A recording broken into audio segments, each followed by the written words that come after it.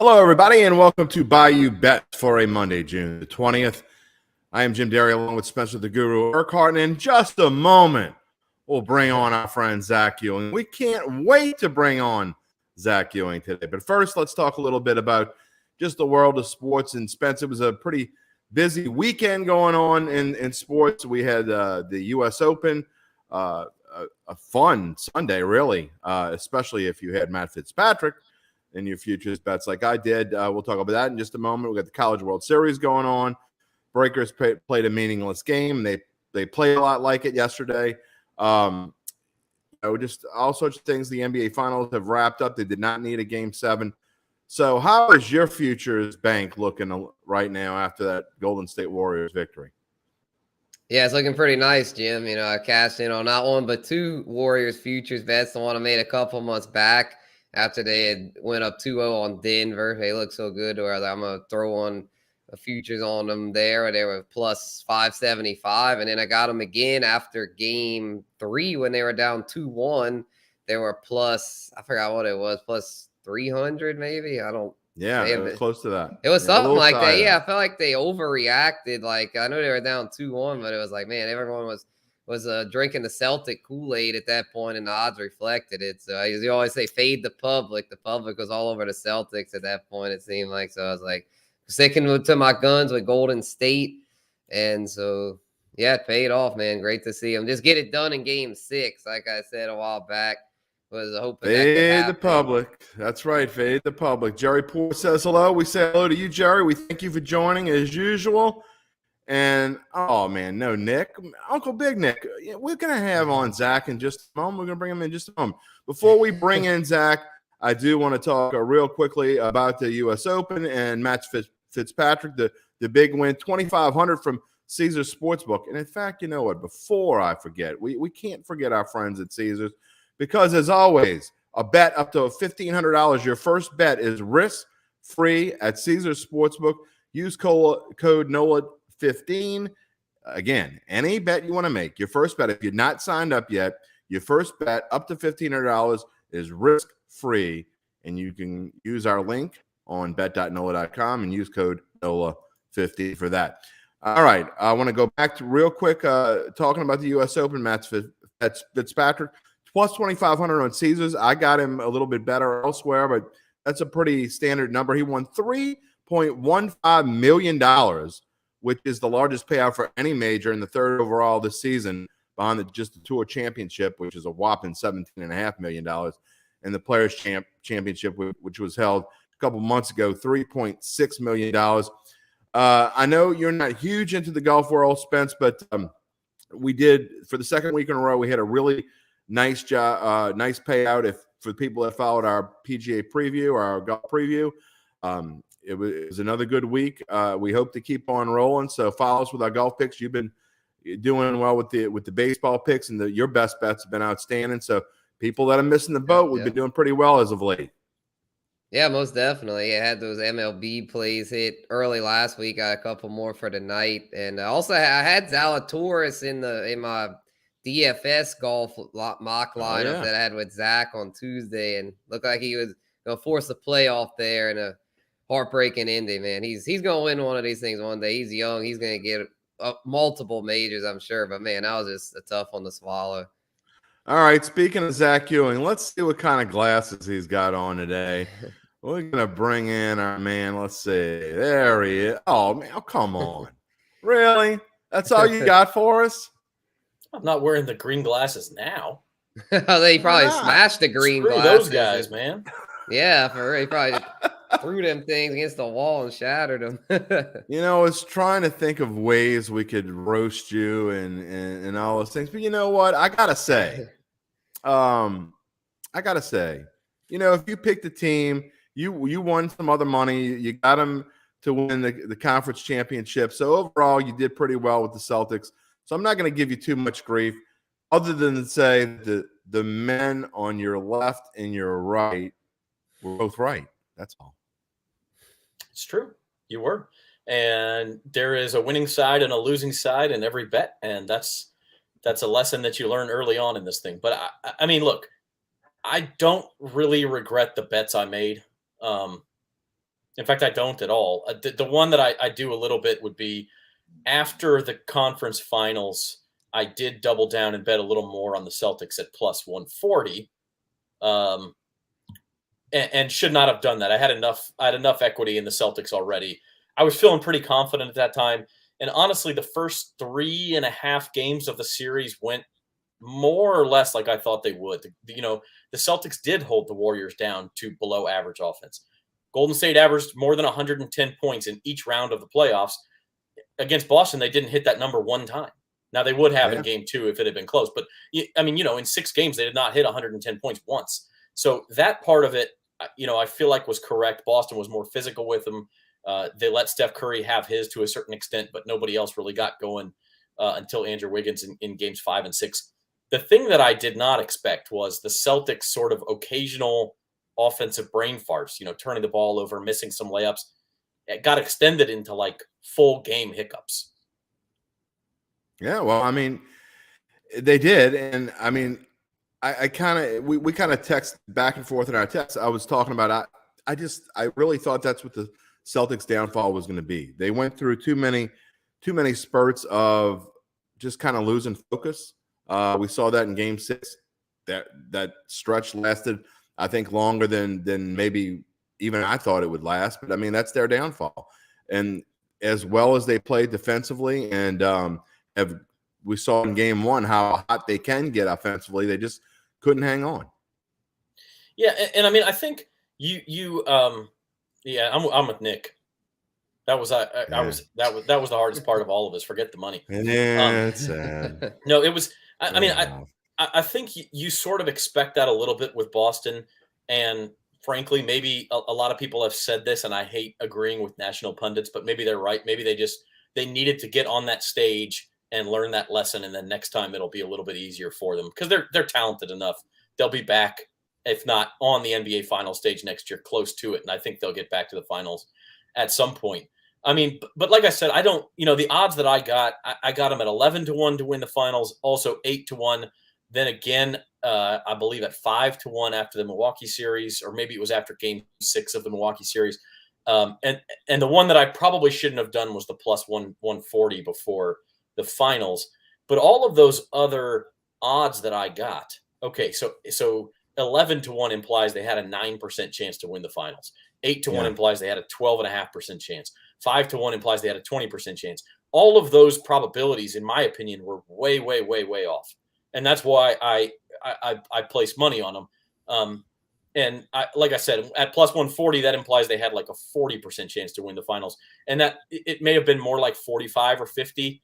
But I probably didn't. There wasn't enough value there, and so I shouldn't have done it. But clearly, when they were 8-1 and 11-1 and even 5-1, those were way off. Never did they have 100% chance. Clearly, it didn't come home in the end. But playing the numbers game is what I was doing, and I think they always had a better chance than those odds implied. Chris Martinez has some questions about the NBA draft we're going to get to in just a little bit. Madeline Adams, I never announced where our special guest is going to be in just about 10 minutes or less. Madeline Adams of FOX-8 sports anchor will be joining us. She covers the Pelicans for FOX-8, and we'll get her thoughts on what she thinks maybe might happen in the top part of the draft, what the Pelicans might need. Before we let Zach go, we'll get his thoughts on it as well. But Spencer, just going back to the finals real quick before we move on. You said the whole way you saw Golden State in 6. I said 5 or 7 because I thought they were going to finish it at home. Turns out Spencer was the best of the bunch, and you've been the best of the bunch with the best bets as of late. What did you see? Why did you think that it was going to be Warriors in 6? Yeah, I've been kind of riding a hot wave here, so I just been hoping to keep that going. But anyway, back to this. The 6, the reason I was thinking 6 was because I kind of had it playing out to where I was thinking they'd be up 3-2 to where it was like, well, I had it going, to where it'd be, I figured Boston would win at least, they'd split it the first 4. It'd be pretty even there, which it was. I was thinking Boston might win both of their home games, but they ended up stealing one, and then Golden State stole one. But I figured Golden State would be up 3-2. It's just, I was thinking in 6, though, because Boston's had a lot of games where they haven't played too well at home. Their home court, I mean, they play well at home some, but they've been kind of up and down at home, not a real consistent home team, where I was thinking at that point, Golden State has some momentum after a Game 5 win that they could very well go in there and close that thing out, because we all know how Game 7s can go. Anything can happen. I mean, someone could get hurt, and that could change the whole thing. Like, if you got the chance to close them in 6, you want to try to do that, and that's what they did. It was another one that, they kind of had them from the start to where and that's why I wasn't as high on Boston, because I just didn't feel like their offense was quite strong enough to keep up with the Warriors. Well, I will say this, when it was 2-1, 6 games wasn't looking very good for the Warriors, if they were looking good at all. In fact, Zach was doing a lot of talking, a lot of chirping after Game 3, but that's okay. Was I though? Yeah, just a little chirping. I didn't go back and get the clips like you guys did to me last week, but that's okay. Saying that Game 4 was going to probably decide the series. I mean, I did not think, and I said this, and the thing, Spencer, is you talk about how you handicapped the Warriors in 6 before the series. You said in 6 when it was 2-1. I believe you could get 8-1 odds at it. So yeah, that's what I was like. It's such good value there. I was like, why not throw $5 on that? The Celtics had not lost even twice in a row since March. They lost 3 in a row. So credit to the Warriors for that. I also think there was a little bit of this coming from Boston. They did not play well. They were a different team in the last 3 games of that series. I do want to shoot this slide one last time. Oh, wrong one. Sorry. Because we said before, the one thing that I think I was the most right about. I had my mistakes throughout this series. I cashed on my futures, on all the futures that I made, and I ended up doing pretty well. I actually did.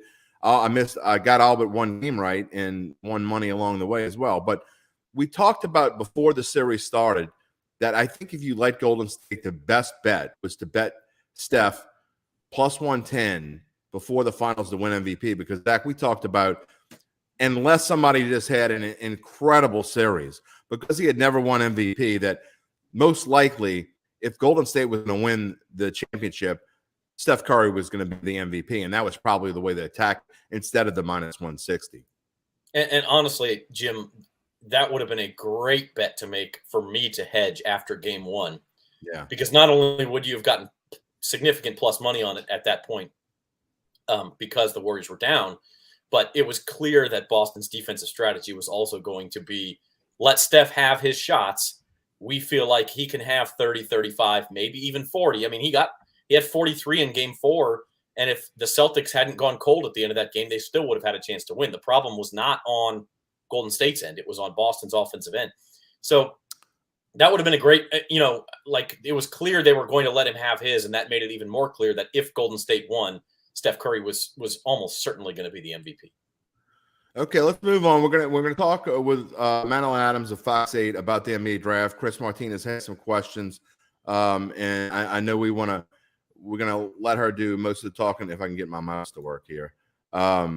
Let's see before we move on, if I can. Again, my mouse is not cooperating. Mark Gilly said he actually took the Warriors minus 4.5 for Game 6 after listening to the show before the game. Well, Mark, we thank you that we can help. I'm telling you, Mark, not just you, but everybody out there, you gotta watch Daily Best Bets, especially Mondays and Tuesdays. Spencer the Guru has been on fire. I've been okay. I've been decent. Devin's been pretty good too, but Spencer has definitely been carriers. Eddie Arnold says, "Come on, football." We're going to talk about football in about 20 minutes or so. We're going to talk more about the Saints. Madeline will talk about that as well. We'll get on that. And again, we're going to get to Chris Martinez's questions in just a minute. But before we let you go, Zach, I want to talk about the NBA draft and your thoughts and just some of the odds that I see. How about that Agbaji guy? Boy, he's got to. I mean, that might be worth putting some. You want to put some money on Zach Ewing? I don't know. I mean, there is money to be made in draft props because you can watch, as we discussed in Vegas for the NFL draft, Jim. I mean, watch how the odds move because usually somebody knows something. Right. And the odds have been going toward Jabari Smith, so that's tempting to me. It is, but they haven't moved to the point where I'd be too sure about it. You really do have to kind of follow the cycle of the odds. I know Chris had a question earlier about Griffin trading draft picks and Damian Lillard being rumored. I'd be careful with that if I'm the Pels. I don't mind them trading the draft picks. They could use another veteran free agent. But if you got to start trading away pieces that are part of this build, you really got to be careful with that. Yeah. I mean, and I think, look, the Pels don't have a ton of needs. I think they're at the position now. I mean, maybe off guard, maybe a 2 guard is the most pressing need, but I don't know that even that's a pressing need. We assume Zion's coming back in the fold, so you don't really need a power forward. But I don't know. I think the Saints are in a position. The Pelicans are in a position now where they just picked the best player available. And Spence, we'll get into your thoughts in just a minute because I want to ask Zach before we move on, and he's going to take the rest of the day off. And I'll see all y'all in 2 weeks. But I want to get your thoughts on what you think the Pelicans' top needs are, or if they do just draft, they're in a position now where they draft whoever they think the best player available is at number 8. Yeah, I mean, I agree. They're in a good spot. I don't see any obvious holes on that roster. Beginning of the season, it was shooting, but you add C.J. McCollum. Obviously, they have some guys who could shoot who we didn't necessarily realize could shoot. Larry Nance ended up being a nice piece in that trade as well. So, I don't know if I say it's definitely best player available. They could probably still use some backcourt help, maybe some depth in the front court if you don't think Zion's going to be good to go 35 minutes a game right away. But they're a fairly complete team, and maybe the answer is to package some of these draft picks and try to go get a veteran player. I just say I would be careful trading away too many of the current pieces. Jose Alvarado, for instance, do you really want to include him in a deal to go get Damian Lillard? Now, I know maybe it's worth it. People said the same thing about Josh Hart, and I think that was worth it. You hate seeing Josh Hart go, but the C.J. McCollum trade obviously was the right thing for the Pelicans to do. They got McCollum, they got Larry Nance. So if you have to give up a piece, excuse me, guys, a piece like that, maybe it is worth it. All right, make your prediction. Who are the Pels going to draft at, assuming that they're still here at pick number 8?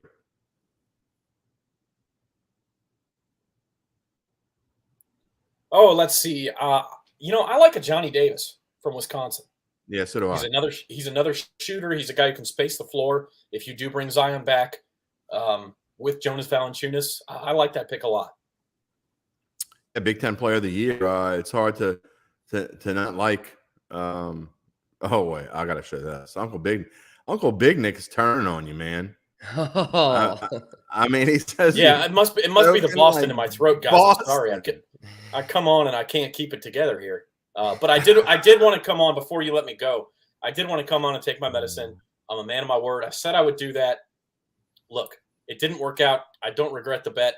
I still think they were better than 50-50 to win that series all the way up until maybe halftime of Game 5. I started to think this isn't going to work out. Never did I feel it was 100%, but I felt like they were, and we saw it in the first 3 games of that series. They were a more physical team. They were a more athletic team. But unfortunately for me, the last 3 or 4 games, they were also the much stupider team. So, yeah, you had your chance to hedge there a little bit, and you passed up on it. Instead, you doubled down, and I got Celtics in my throat. I'm sorry. I'm just saying, I'm as stubborn as anybody, but that was your chance to hedge there. It's all right.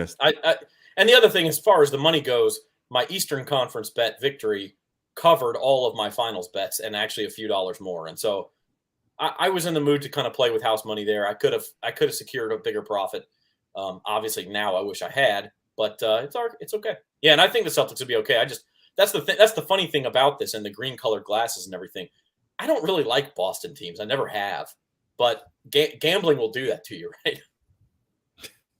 Yeah, they'll change your opinion real quick. In fact, yesterday, my daughter asked me who my favorite golfer is, and I said, whoever I bet on. Well, today it's that baby. You're not really supposed to tell that to a 10-year-old, but it's the truth. I mean, that's just a lot of my kids. Well, my kids. Daddy, did you make any picks in this game? My wife just stares daggers at me. Yeah, well, they got to get used to it. Zach Ewing, go enjoy yourself. And Spencer and I are going to be taking some time off, so you and Devin are going to have to fill in the slack. That's right. Devin and I will be back. You're not going to be able to pick as well as Spencer.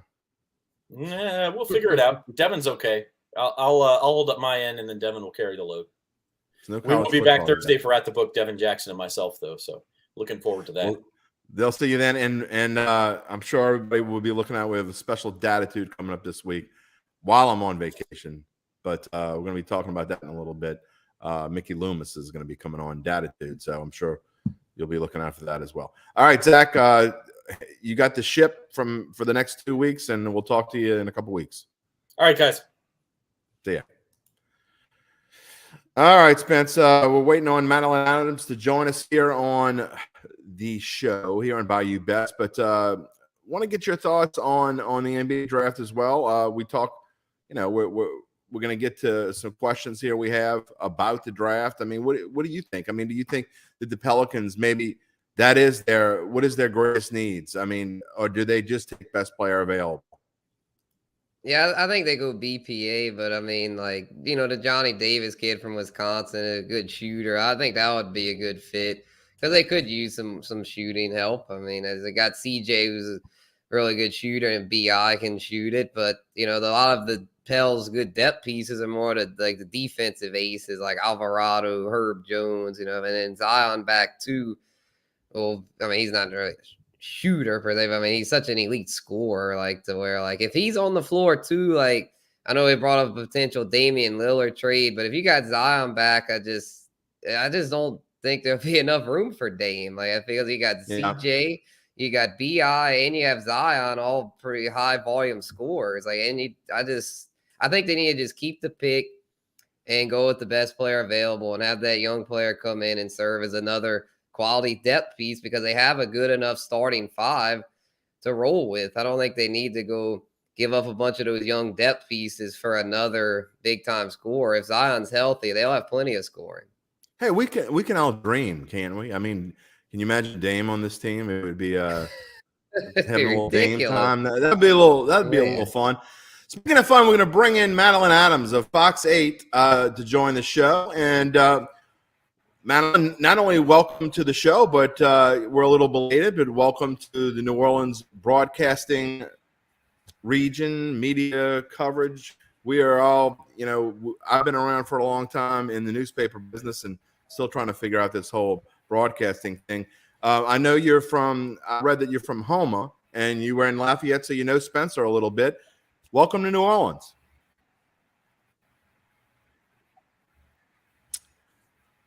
I think she froze up there. She might have froze up on us a little bit. Let's see if we can get her connection back, and we will bring her back in just a minute. Let's see. Let's try this again. Hey, how are you guys doing? Thank you so much again for having me on. I apologize, too, if my Wi-Fi is a little slow here. I'm in a conference room. Gotcha. We're good now. We got you now. So we're glad you're on FOX-8. It is, I don't want to shun my other friends across the media landscape, but it is my channel of choice that I watch because you guys do a great job over there. And I've known Garland Gillen for a long time, and he's been, I think we might have lost Madeline again.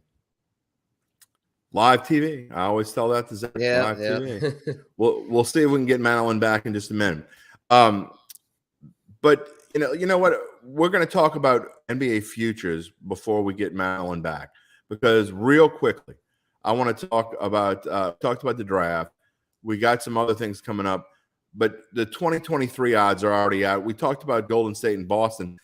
I mean, we know how hard it is to repeat any sport, Spencer. Golden State plus 500, Boston plus 600. You see the two teams at the top. So to me, there's always going to be some value somewhere else on the list, right? Yeah, definitely.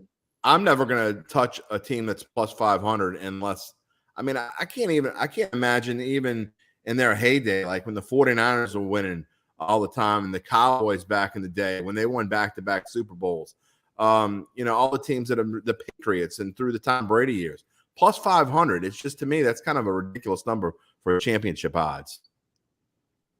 Right, yeah, because when I got them, the Warriors and the futures of a couple months back, it was plus 575. So yeah, definitely won't be touching them there at plus 500. This would be a time. I mean, it's so early. I'm not touching this, But if I had to pick somebody, probably the Bucks at plus 750, because they had Chris Middleton injury kind of hurt him there. With Giannis. I mean, Giannis he's the best player in the game. I know Joker's a 2-time defending MVP, but I feel like Giannis is just it's hard to bet against Giannis. So I think the Bucks at plus 750 are the best value on that board. Yeah, it's still tough. I don't know how much 750 is a value at this point, but again, we got plenty of time. Those are numbers that I don't think that's something you can wait to do in September, because I don't think those numbers are going to change. Let's try to bring Madeline in once again. Here we go. We've got you, I think. You're much better now. I can definitely hear you guys a lot better. I can see you guys better. So thanks for bearing with me. I'm still learning. I'm still kind of new to this station. I'm still learning where I can go to find good Wi-Fi. So I finally found a spot. So again, thank you guys so much for having me on. I'm super pumped. No, we're glad to have you for sure. Well, talk a little bit. We know that you're covering the Pelicans and you follow the Pelicans closely. We were talking before you came on about where we think the Pelicans are right now, and maybe not necessarily who they will draft, but do you think that are they in a position now where the roster's deep enough to where they look for best player available, or do you think that they have a specific need that they really need to go for? Well, look, first of all, I think the Pelicans are in a great spot. You mentioned the depth on the roster. 14 out of their 15 guys on the roster are going to be under contract headed into next season. So, you bring back Zion Williamson, you have CJ McCollum, Jonas Valanciunas, Herb Jones. Oh, my God. That is really, really impressive. And then, so, they just have so much depth. They're in a great position right now. They were in the playoffs last year. To have a lottery pick as a playoff team, you're in a great spot. So they can go in a ton of different directions. And I do think, they will, I think the two biggest needs for the Pelicans would be shooting, specifically a guy who can just come in and knock down threes, and also perimeter defense. I think those are, this Pelicans team doesn't have huge glaring needs or holes to fill because they have so much depth and so many guys. I think those are kind of the two things that if you're the Pelicans, you're looking at maybe a guy who can really help you in those areas. And I don't think that they need to be super aggressive in this draft either.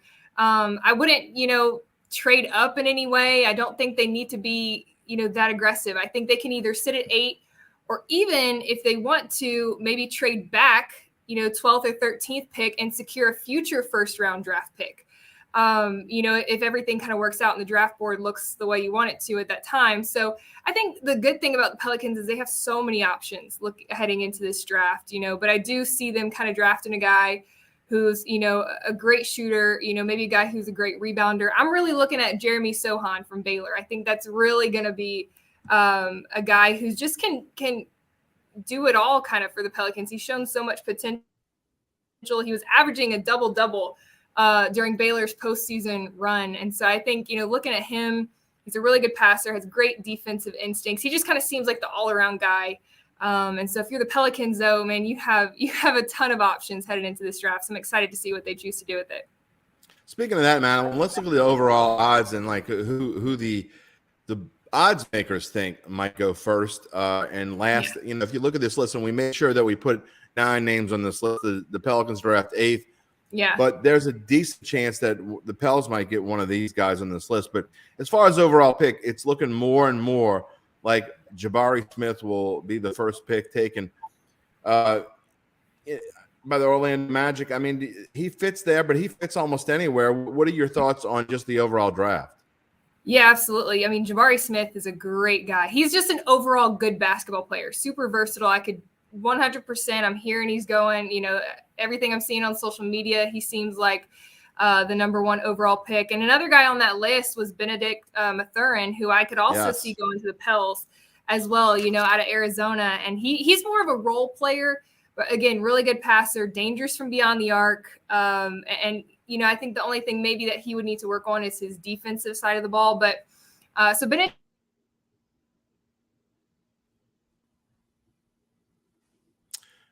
Okay. But yeah. There you go. We lost you for a minute there, Madeline. You know what? I'm with that list. live TV. We're gonna. Yeah, I think you're talking about the Benedict dude from Arizona. Yeah, he could be a good fit too. Yeah, I'd like that.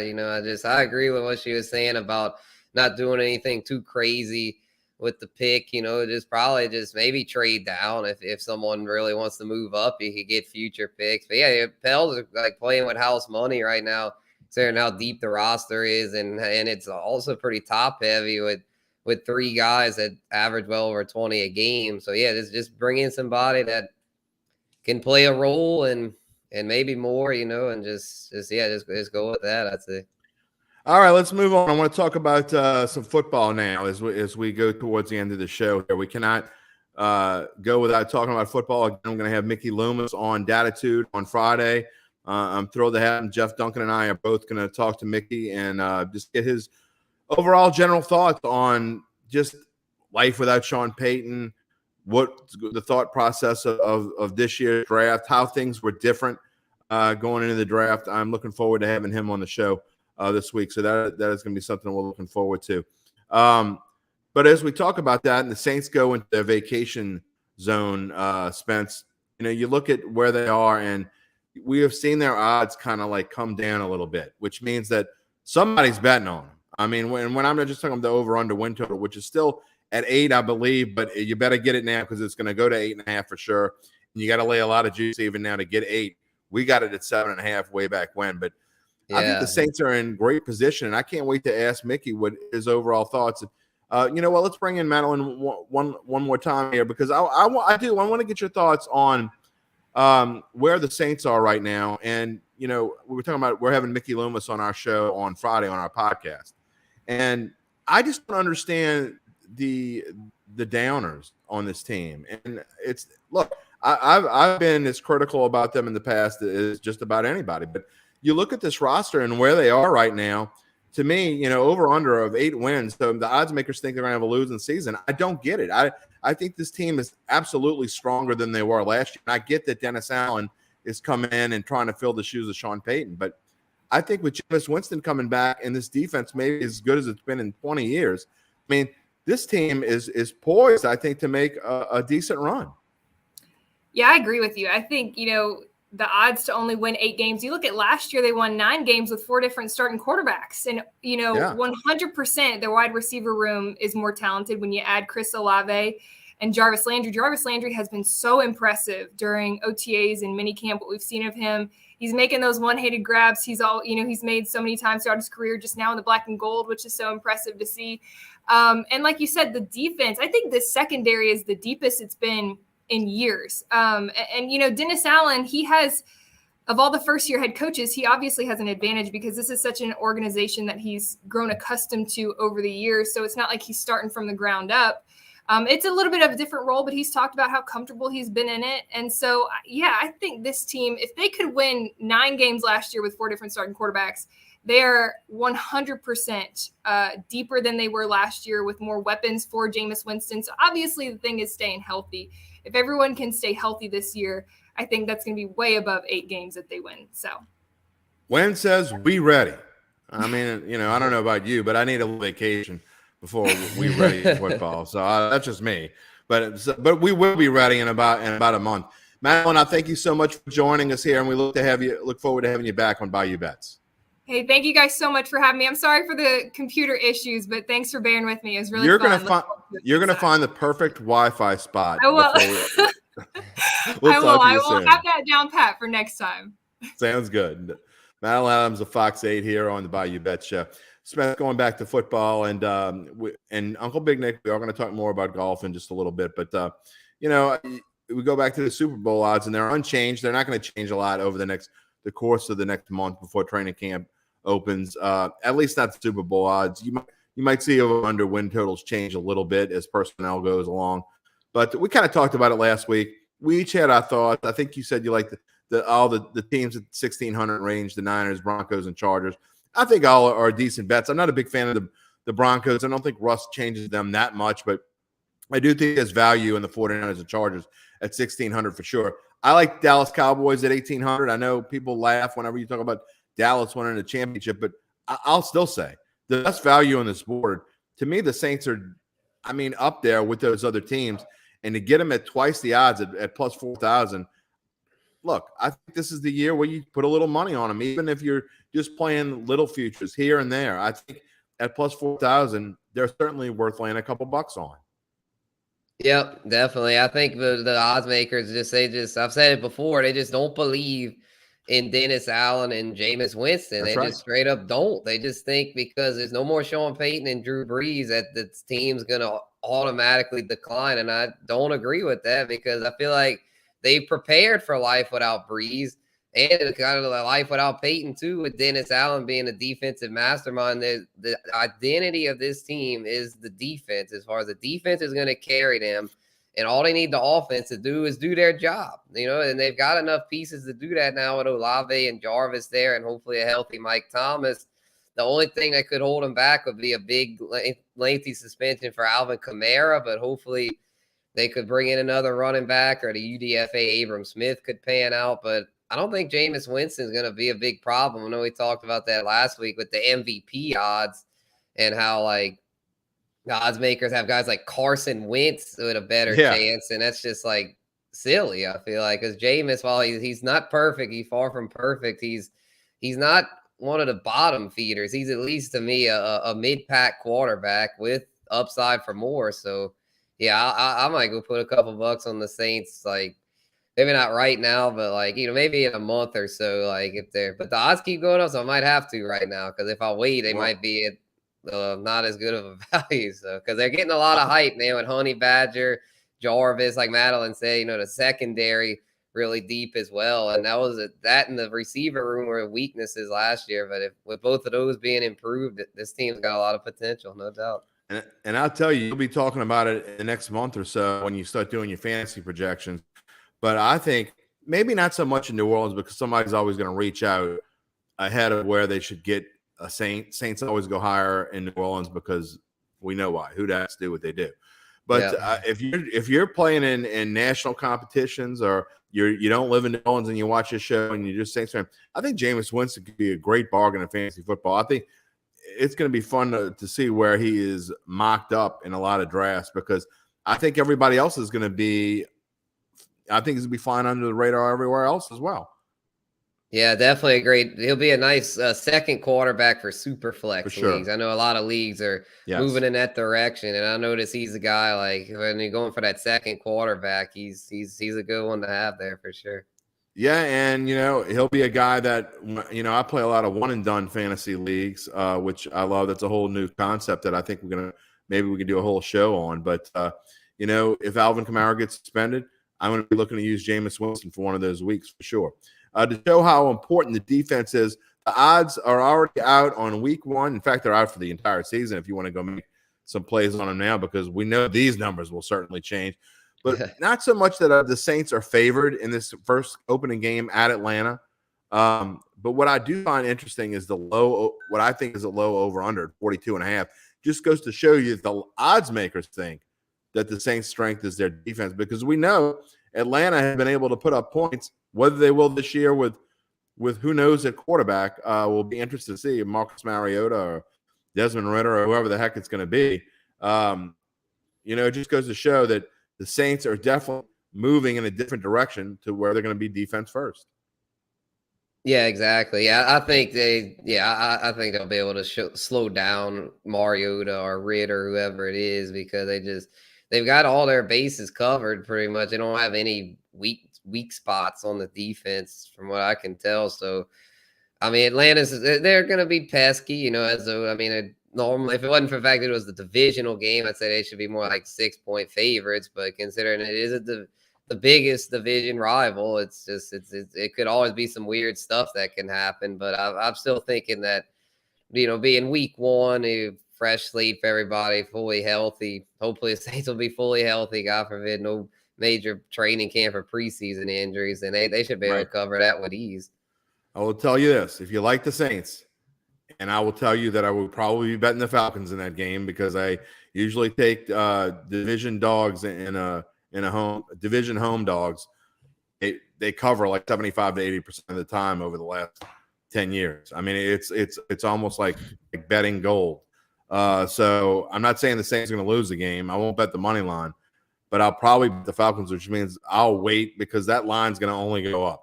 I can tell you right now, barring, like Spencer said, barring injuries, which would change the dynamic of a lot of things. But if you like the Saints in that game, it already went from 3.5 to 4. It's only going to go up. I would be willing to bet it's going to be closer to 5 or so by the time we get there. But that's a long way away. I'm not saying you have to bet it now, but it's not going to go down from 4.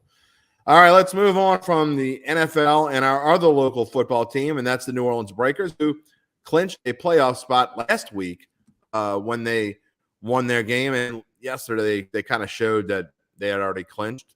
Mr. Slaughter was in street clothes on the bench, and they weren't playing to win that game. It didn't matter. It had already been settled. They were going to be in the playoffs against the Birmingham Stallions. And, if you look at where they are, sorry about that. If you look at this weekend's action, Breakers are 5-point underdogs. That is by far the largest they've been underdogs. In fact, they've been favorites in most of their games this year.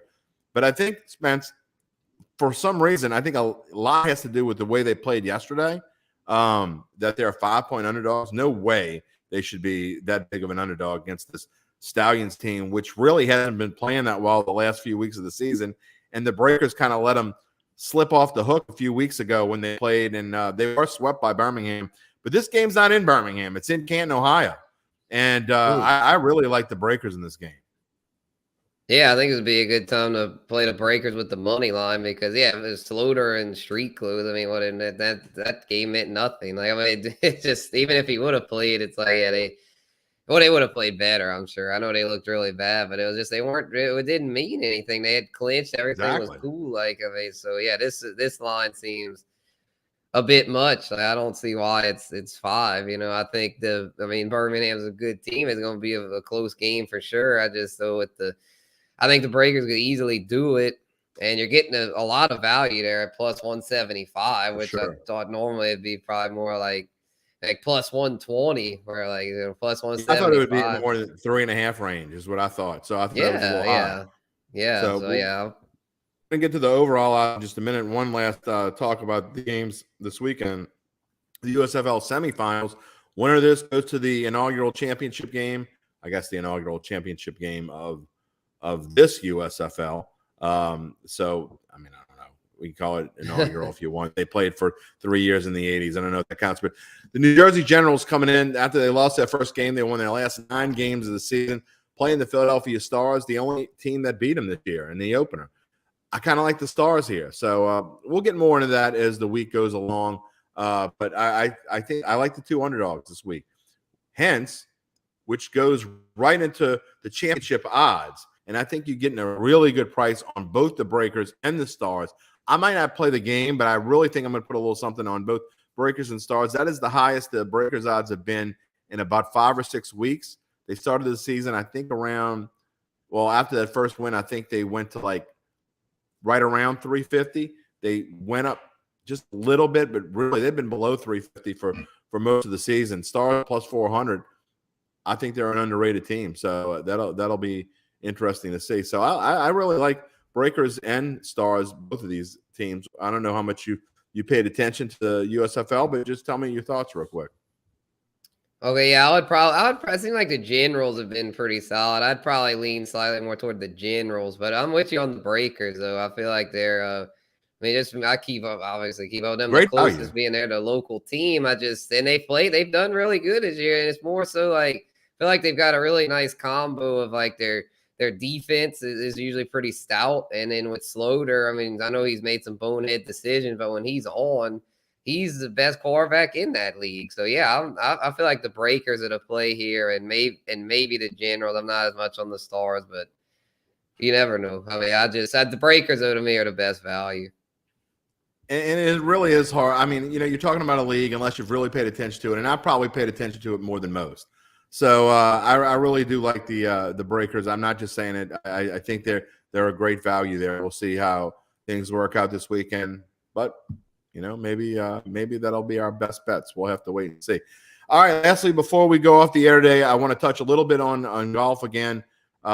We have an interesting tournament this week. The week after the U.S. Open, usually you think that there wouldn't be a ton of big names, but there are. If you look at the top of the odds board this week at the Travelers Championship, which is being held in Cromwell, Connecticut, Rory McIlroy, the favorite. That's no surprise. He's often the favorite. Scotty at plus 1,100. If you look at this board, again, I will not have a golf preview this week because I'm on vacation. As soon as I click the end broadcast button on this show, I'm going on vacation. But I will tell you that there are a couple of names I like on this list. I think Sam Burns has been playing very, very well and really just had a bad Sunday at the U.S. Open. Otherwise, I think his odds might be a little bit worse than 18-1, or I guess higher, I should say. I think he's in a great position he's already got a win in the last month. I think he could have a great tournament this week. I think Jordan Spieth has a good tournament this week. So if you're looking for a play, I'm not sure how the big boys are going to come in and how fired up they're going to be after the U.S. Open. Whereas I'm more along the lines of a younger, middle top tier player, if that makes sense. So this is why I like a guy like Sam Burns, Jordan Spieth, maybe Tony Finau will have a bounce back week. Yep. Yeah, this is a kind of interesting field. A lot of big names here. Yeah, it's tough. I'd probably go Scotty if I had to pick one. He's been playing so well. I mean, he was right in contention there at the U.S. Open, and he cashed in on the daily best bet that you put out on Wednesday, the pending one, which those have been hitting pretty good. They've been gotta give you credit there, Jim. Been adding those in there on the Monday total. So, but yeah, I would pick Scotty if I had to go with one, and then Rory's been really good too. It's just I don't know. He's I don't think you never go wrong with it when you put Scotty on your card. So I just don't. Yeah. The only problem is you got to bet so much to win a big chunk. But if you're just in it to win a couple bucks here, a couple bucks there, then by all means. I mean, Scotty, he's going to probably finish at least in the top 20. He usually does. He's been playing very well. But again, the only thing that worries me is they put so much into majors, especially the U.S. Open, because it means so much more for a lot of these guys.